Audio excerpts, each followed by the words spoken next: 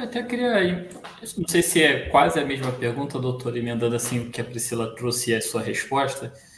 Ainda bem, assim, a Priscila e a Gisele têm informação, têm acesso, e até quem estiver acompanhando, por favor, não deixe de assinar a revista Raros, está aqui no primeiro link na descrição, para você assinar gratuitamente a revista Raros.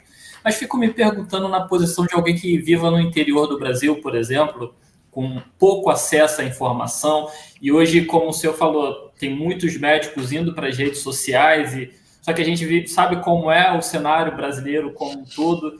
Como avaliar bem, como escolher esse médico à distância, sabe? O que o senhor recomendaria para quem está numa cidade do interior do Brasil? Como avaliar a escolha desse médico à distância? Faz sentido, doutora, a pergunta? Faz sentido, sim. Na verdade, eu acho que existem as associações de pacientes. Essas associações de pacientes podem ser ou do Estado ou, né, por exemplo, a ABEM, que é uma associação que tem uma representatividade maior no Brasil, que fica sede dela em São Paulo. O paciente pode entrar em contato com essas associações e buscar dentro, né, eu quero um médico da minha região. Começar por aí, né? Buscar um médico da região, depois ver se ele está inserido na dinâmica de rede social. Às vezes não está, mas eu acho que, né, eu acho que as associações têm um papel fundamental nessa enfim, identificação de profissionais que possam ajudar o paciente. Outra coisa também é que a gente está falando de áreas, por exemplo, uma doença complexa. Imagina que você está numa cidade que não tem ressonância magnética. Imagina que você está numa cidade que tem dificuldade de fazer um exame de sangue completo para exclusão de outras doenças. Muitos desses pacientes acabam precisando vir às capitais para poder ter acesso à tecnologia. Né? Então, assim, quando a gente fala assim, o paciente está muito longe, eu me preocupo. Será que ele está bem estudado? Né? Porque, às vezes, ele não tem acesso. Por exemplo, o exame de líquor, que é um exame complexo, que aqui no Rio de Janeiro a gente não tem praticamente na rede pública, ou é dificílimo ter na rede pública, é um exame que no interior não vai ter mesmo. Né? Então, assim, existem limitações do paciente que está muito longe dos centros de referência. Existem, né, no Brasil, centros de referência público. Né? O paciente é mandado para os centros de referência por um sistema de regulação. Claro que é super saturado, tem consultas muito adiante, tem toda uma questão de dificuldade de acesso. Mas existem. Né? Então, assim, quando você fala num paciente longe, eu já fico preocupado. Será que ele foi examinado minimamente do ponto de vista neurológico para poder ver se realmente essa hipótese é verdadeira?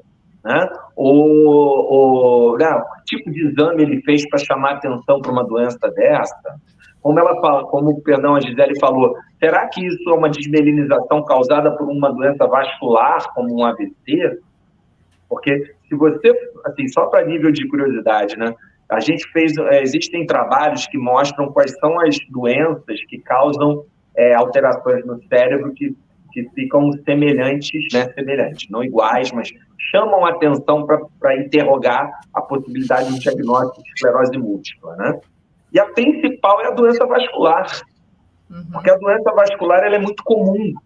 A doença vascular, se você não se cuida, se você não faz atividade física, se você tem colesterol alto, se você tem pressão alta, se você tem diabetes, isso faz você ter lesões no cérebro de características vasculares. Então, a doença vascular é muito comum do ponto de vista epidemiológico. E isso faz com que as lesões, né, você fazendo uma ressonância num paciente com esse perfil, possa ter lesões no cérebro. E essas lesões não têm nada a ver com esclerose múltipla, essas lesões têm a ver com problemas de questões de vascularização cerebral, de irrigação cerebral. Então, assim, às vezes você tem um alerta, o paciente, muita gente vem procurar a gente pela ressonância, mas a gente fala, mas nenhum médico fez uma anamnese para entender sua história, para coletar os dados? Não, eu fiz a ressonância, mostrou aqui que eu tenho lesão desmelinizante, praticamente já está fechado o diagnóstico de esclerose múltipla. Mas não é isso. Né? Existe toda um montante de informações e de cursos de curso da doença para você, né, interrogar um diagnóstico de esclerose múltipla. Então, realmente, é um fluxo complexo, mas a gente está aqui para tentar melhorar. Oi, eu sou a Priscila e se você gostou desse trecho da entrevista da revista Raros, clica aqui no link de descrição para receber a sua revista Raros gratuitamente. Beijo!